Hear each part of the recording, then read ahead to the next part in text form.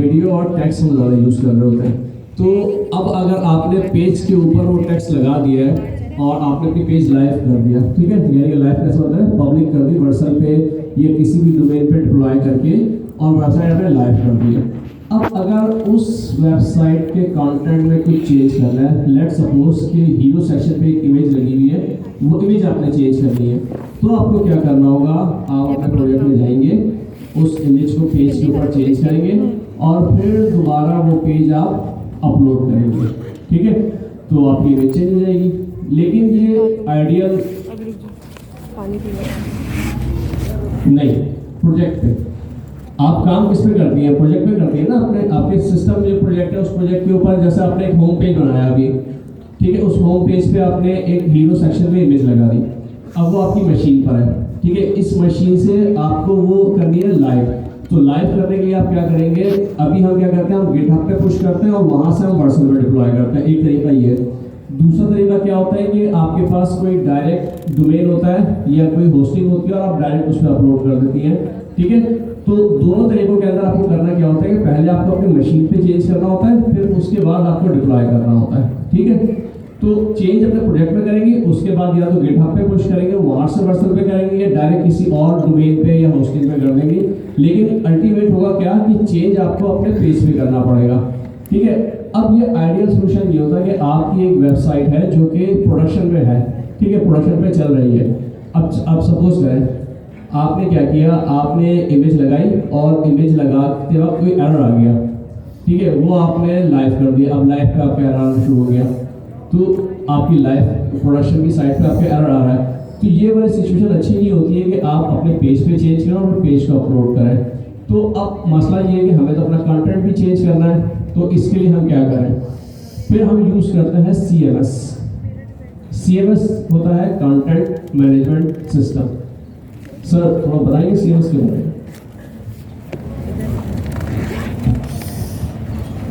अच्छा देखिए, सर ने अभी बताया कि पहले इसको थोड़ा रिव्यू होते हैं। हम वेबसाइट बनाते हैं,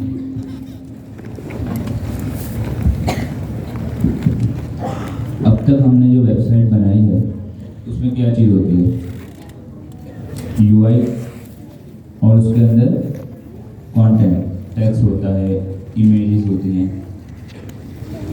आप ये सारी चीज़ें फ़िलहाल जब बना रहे थे तो कैसे कर रहे थे, अपने पास प्रोजेक्ट के अंदर रख देते हैं। अगर आपके पास एक टेक्स्ट है, आपने वो टेक्स्ट फिग्मा से लिया और रख दिया अपने पास। इसी तरीके से अब सर ने इसमें एक इशू बताया कि अगर आपको ये चेंज करना है, आपने अपने पास वेबसाइट बनाई, उसके अंदर टेक्स्ट वगैरह सब कुछ रख के डिप्लॉय कर दिया। अगर आपने चेंज करना है तो आपने क्या करना पड़ेगा, दोबारा अपने प्रोजेक्ट के अंदर चेंजेस करनी पड़ेंगी, दोबारा ऐसे गिटहब पे पुश करके दोबारा डिप्लॉय करना पड़ेगा। मतलब बार बार आपको अपने पास चेंजेस करनी पड़ेंगी। इसमें अगर कोई इशू आ गया, एरर आ गया, फिर भी आपको मसला होगा।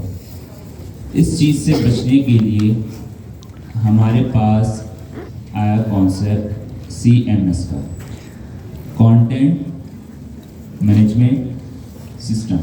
क्या नाम है? Content management system. CMS का बेसिक हम देखें, वैसे इसकी बहुत सारी डेफिनेशन हो सकती हैं। बेसिक इतनी चीज़ है, हमारा जो वेबसाइट का कंटेंट है हम उसको CMS के ज़रिए मैनेज करते हैं। मतलब जो जिम्मेदारी पहले हमारी थी कि वेबसाइट के कंटेंट को मैनेज करना, कोई एरर आए या कोई अपडेट हमें करना है, सबसे पहली चीज़ अपडेट करना है, वो पहले हम मैनुअल कर रहे थे, वो चीज़ अब CMS कर रहे हैं हमारे पास। क्या कर रहे हैं? कौन कर रहे हैं? CMS। तो इसमें कुछ और ऐड करना है आपने? देखिए जैसे ये एक वेबसाइट खुली हुई है आपके पास ना, अब इस पे कंटेंट लगा हुआ है, ये है डॉन की वेबसाइट है ना। अब आप देखते हैं ये बहुत रैपिडली चेंज हो रही होती है, यानी कि कभी ये खबर जो यहाँ पे लगी हुई है ये वाली ये चेंज हो जाएगी, कभी यहाँ पे चेंज हो जाएगी। तो ये नहीं कर रहे होंगे ना कि बार बार अपनी पेज अपलोड कर रहे होंगे। इन्होंने क्या किया हुआ है, या कोई भी ऐसी वेबसाइट होती है उनका अपना एक CMS होता है, वो CMS क्या है? CMS देखिए कुछ भी नहीं होता है, बेसिकली एक सिस्टम होता है, वहाँ से क्या हो रहा होता है, ये डाटा इंसर्ट हो रहा होता है सारा।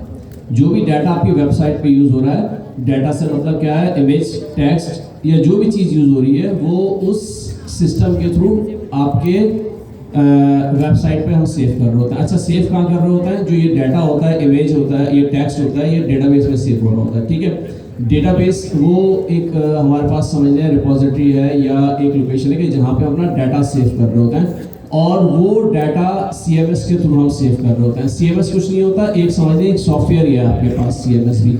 ठीक है, एक प्रोटेक्टेड, यानी कि जिसको आप एडमिन एरिया भी कहते हैं, कि आप लॉगिन होते हैं और वो प्रोटेक्टेड एरिया होता है, वो सिर्फ उन लोगों के पास होता है जो कि आपका वेबसाइट का डाटा अपडेट कर रहे होते हैं। ठीक है, अच्छा, मोस्टली क्या होता है कि आपको जब वेबसाइट बनानी है तो ये फिर CMS भी आपको खुद बनाना होता है क्लाइंट के लिए।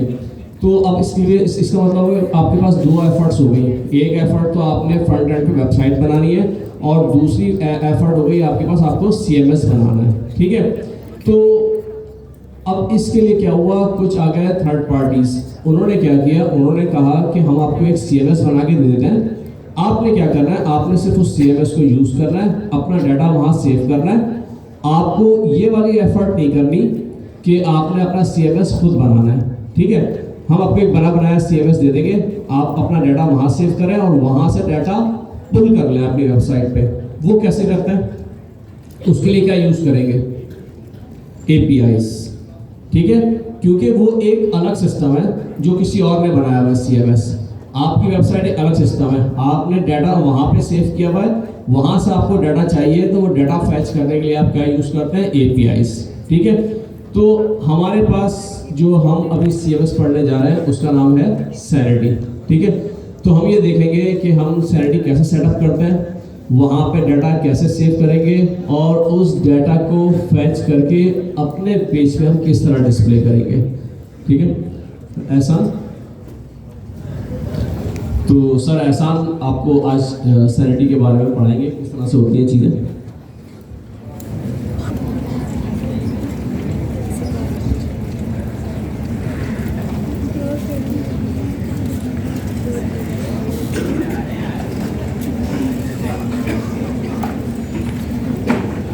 अस्सलाम वालेकुम।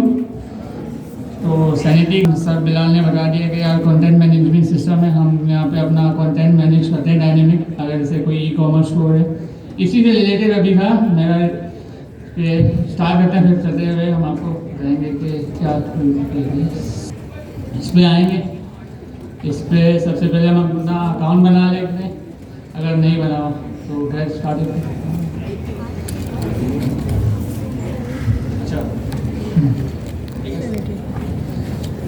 सबसे पहले आप क्या करेंगे, क्योंकि हमने Sanity यूज़ करना है, तो सबसे पहले हम Sanity की वेबसाइट पर जाएंगे जिसका एड्रेस है sanity.io। अगर आपको एड्रेस याद नहीं है, आप गूगल पे जाके जस्ट Sanity टाइप करें, आपके पास इसका लिंक आ जाएगा। आप यहाँ पे जाएंगे और ये हमने यूज़ करना है, तो इसके लिए हमें इस पर लॉगिन करना पड़ेगा।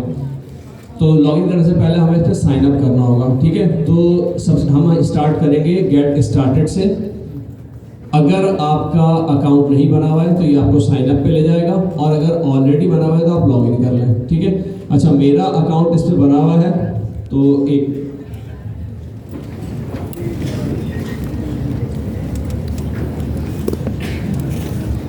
ठीक है, तो हम डायरेक्ट इस पर लॉगिन करेंगे गूगल से। तो ये लॉगिन, अच्छा, ये लॉगिन है, लॉग आउट कर दो अगर ये लॉगिन पे क्लिक किया।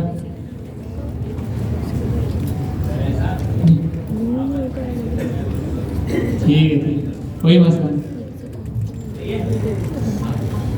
तो ये साइन इन में गूगल किया हमने।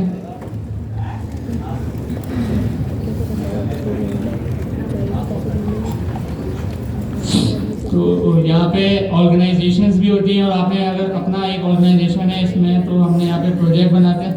ये न्यू प्रोजेक्ट पे क्लिक किया, और यहाँ पे कुछ भी ब्लॉग,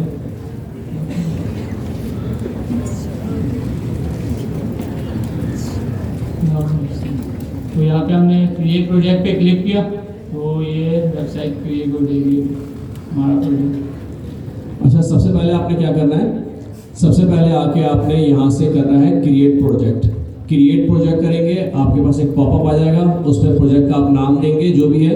अच्छा, नाम आप वो देंगे क्योंकि अब आप इसके ऊपर मल्टीपल प्रोजेक्ट क्रिएट कर सकते हैं ना, तो ये देख लें कि नाम यूनिक होना चाहिए, यानी कि जो प्रोजेक्ट ऑलरेडी बना हुआ है वो नाम ये एक्सेप्ट नहीं करेगा, ठीक है। तो इसके बाद यहाँ पे आप ओवरव्यू में आएंगे तो इन्होंने एक कमांड दी हुई है, अपना एग्जिस्टिंग प्रोजेक्ट जो है इस प्रोजेक्ट को किसी भी फ्रेमवर्क के साथ इंटीग्रेट करने के लिए ये हमारी कमांड है npm create sanity @project dataset production। इसको यहाँ से कॉपी कर लिया और जो आपका प्रोजेक्ट है यहाँ पे आके हमने इसको रन करना है। तो इधर आके हमने वहाँ कॉपी की थी पेस्ट। अच्छा, एक मिनट। हाँ, देखिए अब किया क्या हमने, ये किया हुआ है कि सर थोड़ी स्क्रीन जूम कीजिएगा।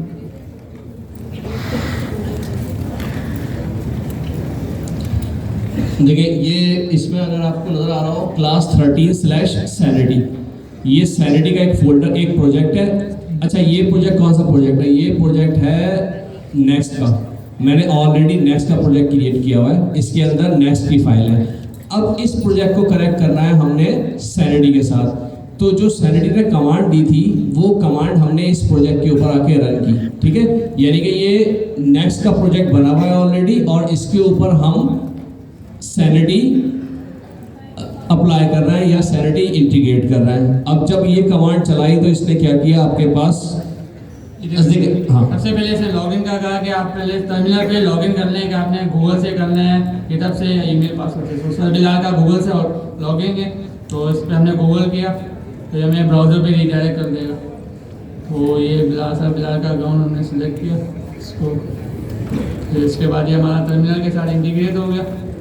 तो फिर इसके बाद इसने कहा कि आपने इधर इस एग्जिस्टिंग फोल्डर, इस जो नेक्स्ट.जेएस का प्रोजेक्ट है इसी के अंदर आपने सैनिटी को इंटीग्रेट करना है या आपने अलग से बनाना है। तो हमने कहा कि इसी के अंदर इसको इंटीग्रेट करना है। आपने टाइपस्क्रिप्ट यूज़ करनी है, बिल्कुल हमने टाइपस्क्रिप्ट पढ़ी तो टाइपस्क्रिप्ट को इंटीग्रेट करेंगे। इसका होता है स्टूडियो, जहाँ पे हम अपना कंटेंट मैनेज करते हैं, तो उसको आप अलग भी रख सकते हैं। और ये कह रहा है कि इसी प्रोजेक्ट के अंदर एम्बेड करना है, तो इसलिए हमने इसको मतलब कि येस कर दिया। तो इसके बाद ये पूछा है कि जो हमारा स्टूडियो का पार्ट होगा जहाँ पे हम जाके कंटेंट मैनेज करेंगे उसका पार्ट बताओ। जैसे कि एपीआई राउट फोल्डर बनाते हैं, हम राउट बनाते थे, तो इसी तरीके से ये भी स्टूडियो उसका पार्ट हो जाएगा कि हमने इस पार्ट पे इस स्टूडियो को हमने एक्सेस करना है। तो वो हमने बता दिया। अब ये बता रहा है कि बिल्कुल एक ब्लॉक स्कीमा वो बनाया दे रहा है कि ब्लॉक स्कीमा यूज़ कर लो या आपने खुद से नया प्रोजेक्ट बनाना है। तो हम इसको बिल्कुल प्री डिफाइन स्टार्ट करते हैं, स्टार्ट से कि कैसे बनाना है, क्या बनाना है, वो सब कुछ प्री डिफाइन स्टार्ट से क्लीन प्रोजेक्ट। अब ये ENVs इसके अंदर डालनी है जो इसकी होंगी, तो हमने ये दबा के इंस्टॉल कर दिया। अब ये देखिए ये कुछ कमांड है, ये खुद रन कर रहा है, जिम इंस्टॉल लेगेसी डिपेंडेंसीज वगैरह ये खुद से इसके अंदर इंस्टॉल कर रहा है। अच्छा, ये इसकी सैनिटी की इन्वायरमेंट वेरिएबल्स हैं जो हमने ऊपर कमांड चलाएगी। ये इसके इन्वायरमेंट वेरिएबल्स हैं जो उसके इस फोल्डर के अंदर हमें सैनिटी के प्रोजेक्ट को एक्सेस करने की कुछ कीज़ हैं। देखिए सबसे पहले क्या किया, जैसे ही हमने सैनिटी को इंटीग्रेट करने वाली कमांड रन की तो सबसे पहले उसने हमें ऑप्शन ये दिया कि आपको सबसे पहले अपने आप को ऑथेंटिकेट करना है, ठीक है। अब ऑथेंटिकेट करने के लिए उसने आपको 3 ऑप्शन दिए। उसने कहा या तो गूगल से कर लें या गिटहब से कर लें या ईमेल पासवर्ड से कर लें। क्योंकि मैंने गूगल से किया हुआ था तो हमने यहाँ से गूगल सेलेक्ट किया। जैसे ही गूगल सेलेक्ट किया वो ब्राउज़र पे ले गया और ब्राउज़र पे ले जाके उसने ऑथेंटिकेट किया कि भाई ये वाला जो यूज़र जो सैनिटी का प्रोडक्ट क्रिएट करने जा रहा है ये मेरा यूज़र है या नहीं। वहाँ पे ऑथेंटिकेट हुआ, ऑथेंटिकेट करके उसने आपको कह दिया कि हाँ ठीक है अब आप प्रोजेक्ट क्रिएट कर सकते हो। उसके बाद क्या हुआ, इसने दूसरा ऑप्शन आपसे ये पूछा कि would you like to add configuration file for Sanity project in this Next JS folder, यानी कि उसको ये बात पता चल गई कि आप जिस फोल्डर में हैं इसमें नेक्स्ट.जेएस इंस्टॉल है। तो कह रहे हैं कि आपने इसी प्रोजेक्ट के साथ अपने आप को ऐड करना है। आपने कहा यस। फिर दूसरा कह रहा है कि do you want to use TypeScript, यानी कि आप सैनिटी के लिए टाइपस्क्रिप्ट यूज करना चाह रहे हैं। आपने कहा यस। फिर तीसरा ये कह रहा है कि would you like to embed Sanity Studio, ठीक है। सैनिटी स्टूडियो क्या है? बेसिकली जब हम ये बात कर रहे हैं कि हमने CMS यूज़ करना है। तो CMS का मतलब क्या हुआ कि हमारे पास एक ऐसी जगह होगी जहाँ से हम अपना कंटेंट इंसर्ट करेंगे सैनिटी के अंदर, ठीक है। तो सैनिटी क्या करता है कि हमें एक फॉर्म प्रोवाइड करता है, ठीक है। उस फॉर्म के अंदर कुछ फील्ड्स होंगी, उन फील्ड्स के थ्रू अपना डाटा इंसर्ट करेंगे। तो सैनिटी ये कह रहा है कि क्या मैं आपको वो बना के दूं या नहीं, या आप खुद करेंगे। तो आपने कहा यस। तो उसने क्या किया कि अपना कोड आपके प्रोजेक्ट के अंदर रख दिया। फिर उसने तीसरी चीज़ आपसे पूछी कि जो ये मेरा कोड है सैनिटी का, आप इसको एक्सेस कैसे करेंगे। एक्सेस से मतलब ये हुआ कि आपका प्रोजेक्ट चल रहा है लोकल होस्ट कॉलर 3000 पे, तो इस पे तो आपका नेक्स्ट.js का प्रोजेक्ट चल रहा है, तो आप सैनिटी इस पे कैसे एक्सेस करेंगे। तो उसने आपसे ऑप्शन दिया, उसने कहा आप एक काम करें /studio यानी कि एक राउट बना देता हूँ मैं स्टूडियो का, उसके ऊपर आप इसको एक्सेस कर सकते हैं। आपने कहा यस।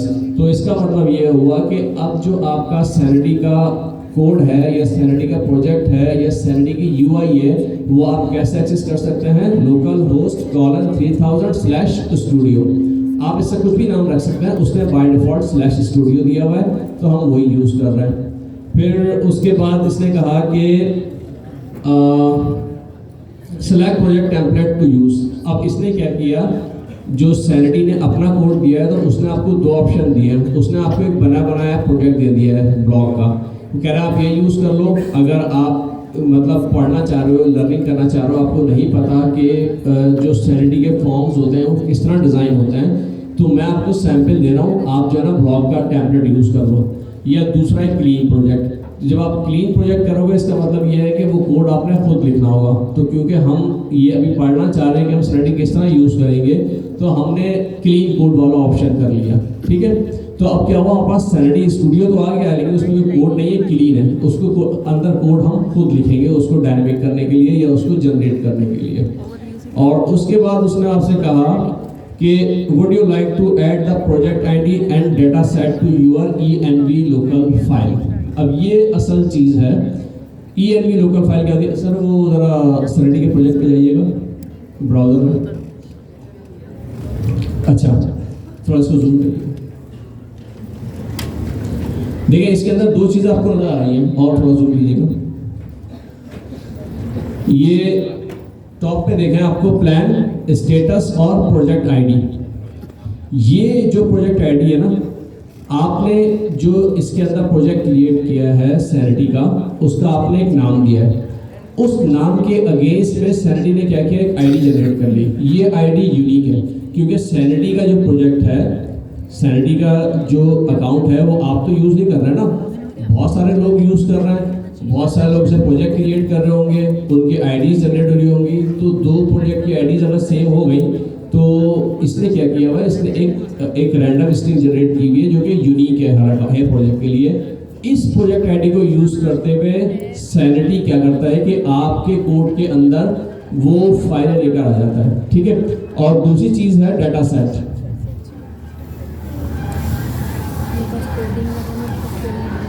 ये देखें डाटा सेट में आपको नजर आ रहा है प्रोडक्शन।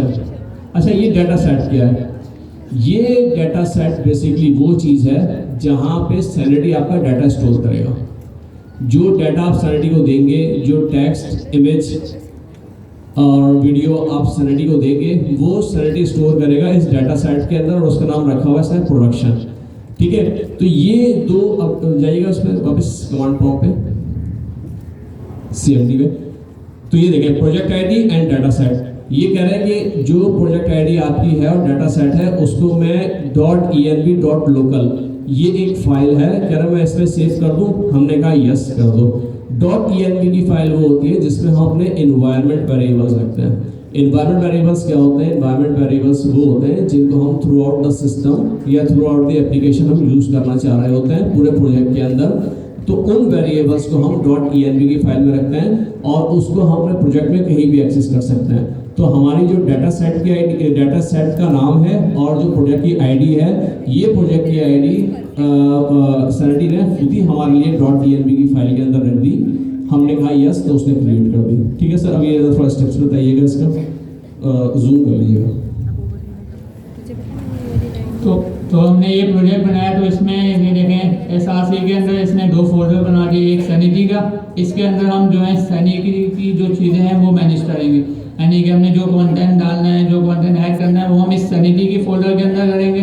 तो इस ऐप के अंदर ये देखेंगे स्टूडियो का फोल्डर, जो हम राउट बनाते थे तो इन्होंने यहाँ पे स्टूडियो का फोल्डर बना दिया। तो इस तरीके से हम इस स्टूडियो को यहाँ पे ब्राउज़र की मदद से इस पर एक्सेस करके देखते हैं। सबसे पहले तो कमांड चलाते हैं। जी जी पूछे जी जी जी किया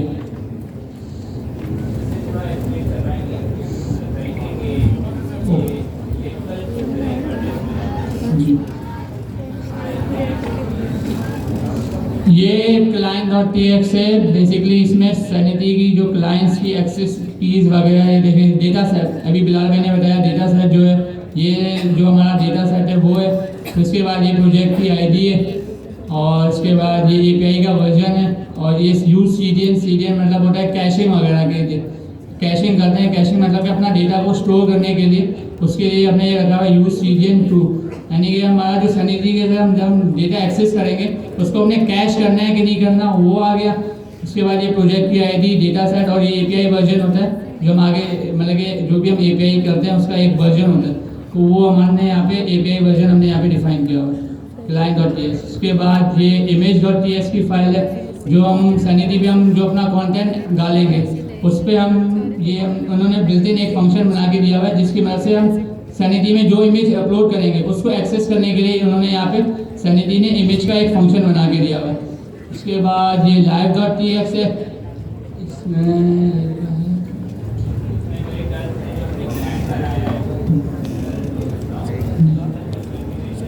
ये कॉन्फ़िगरेशन है जो हम सैनिटी से कंटेंट को एक्सेस करने के लिए इन्होंने क्लाइंट का एक फंक्शन बनाया हुआ है।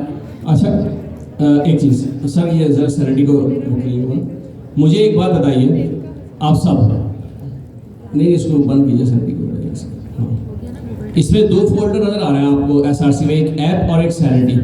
मुझे ये बताइए क्या सैनिटी एक राउट है? यस और नो? यस। वाई ये SRC के अंदर है या ऐप के अंदर है? ऐप यस कौन कह रहा है कि ये एक राउट है? देखिए सर आप ही कह रहे हैं, बस हमारे स्टूडेंट्स को पता है। हाँ अच्छा, ये राउट नहीं है। इसकी वजह ये कि राउट होने के लिए 2 चीज़ें होनी चाहिए, एक तो इसको ऐप के फोल्डर में होना चाहिए था, और दूसरी चीज़ कि इसके अंदर page.txt होना चाहिए। ठीक है, तो इसका मतलब ये होगा कि सैनिटी का एक फोल्डर है जो कि सैनिटी ने क्रिएट किया है, और इसके अंदर उसने अपनी फाइल्स रखी हुई है।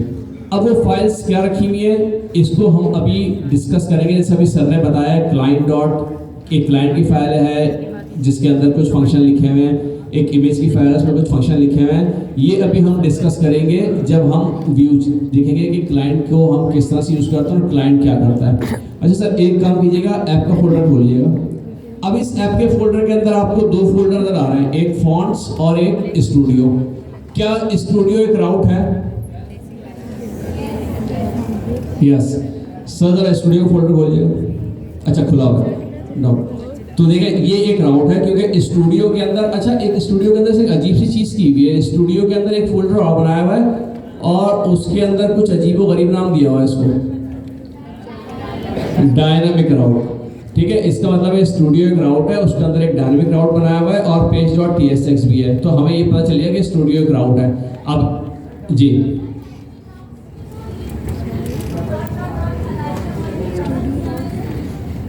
सर बताएं ऐसा क्यों है? ये मल्टीपल डायनेमिक राउट्स को एक्सेस करने के लिए होता है, यानी कि प्रोडक्ट/A/A लाइक कैटेगरी वाइज प्रोडक्ट है, प्रोडक्ट के बाद सब कैटेगरी का जो प्रोडक्ट होता है उसके लिए होता है। इसमें अभी हम स्टूडियो को एक्सेस करके देखते हैं, उसमें आपको अच्छा देखें पता चलेगा। आपका क्वेश्चन ये है कि डायनेमिक राउट होता है उसमें हमारे पास एक सिंगल ब्रैकेट होती है, इसमें 2 ब्रैकेट क्यों लगे मैडम? मल्टीपल सब डायनेमिक्स यानी कि